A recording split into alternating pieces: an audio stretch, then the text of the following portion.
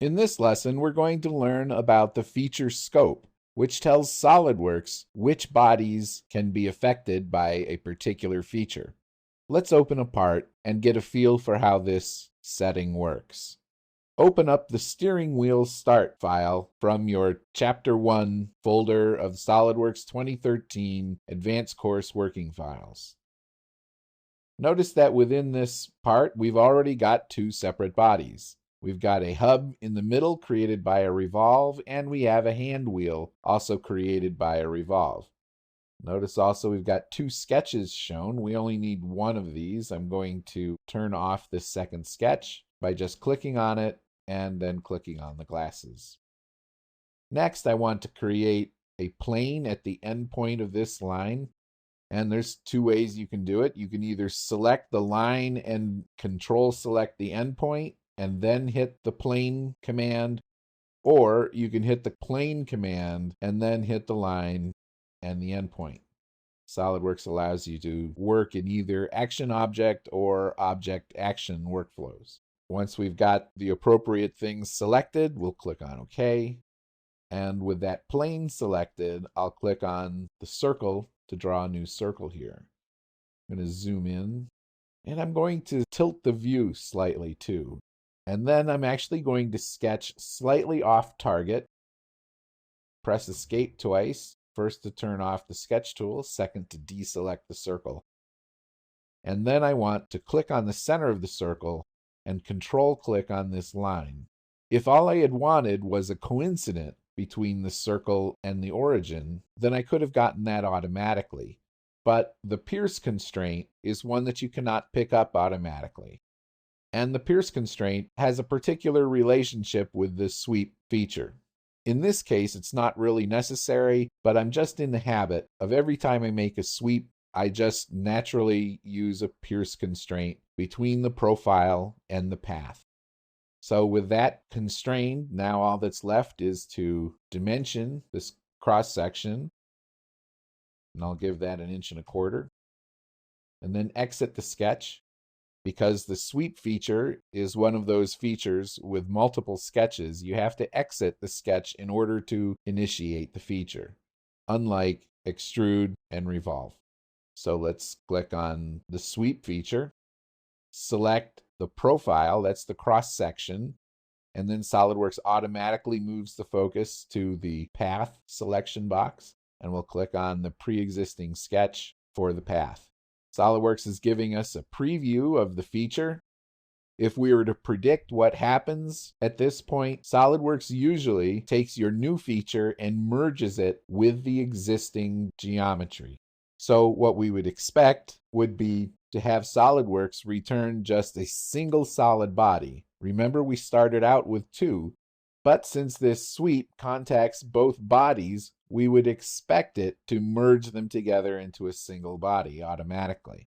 But let's hit the green check and see what happens. Well, we got two separate bodies. The sweep did merge with the hand wheel, but it did not merge with the hub. We take a look at this a little more closely, we can see why. There is only a line of contact between the end face of the sweep and the cylindrical face of the hub. This creates what's known in SOLIDWORKS as the zero thickness condition. If you were to create a part like this in the shop, what would you have? You would have two parts. It's not possible for these parts to hold together with only a line contact. So what we have to do is go back and edit the sweep in order to get it to intersect the geometry in the hub. So let's go back and see what we've got. We've got a cross section up here, and editing that isn't going to help us. But the path stops right at the silhouette edge of the hub, and so if we extend that a little bit, we'll be able to get where we need to go. All right, so I'll click on this endpoint, get rid of the coincident relationship, drag this in slightly, and then control select the origin to get a vertical relation so that that endpoint will always be vertical from the origin.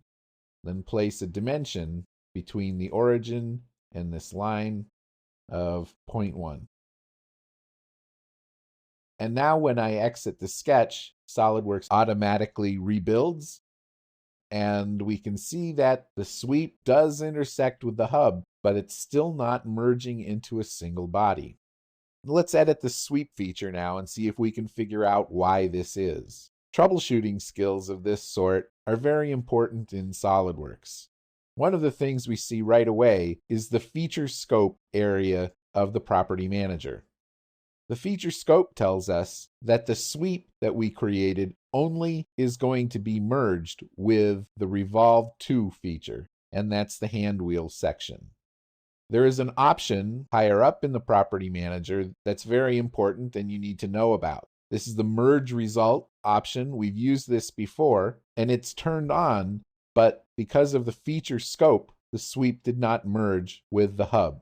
So let's change this selection to all bodies.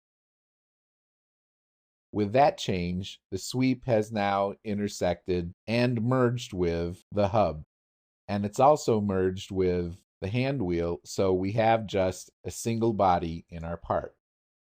But if we take a closer look, we see that there's a little bit of a problem.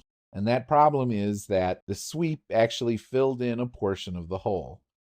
The hole was created by the sketch in the Revolve feature. It was not actually a hole, it was just a lack of material from the original feature.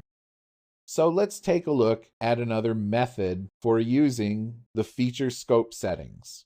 I'm going to go back to the sweep and turn off the merge result option. This gives us, again, 3 separate bodies. Now I'll open a sketch on the bottom face.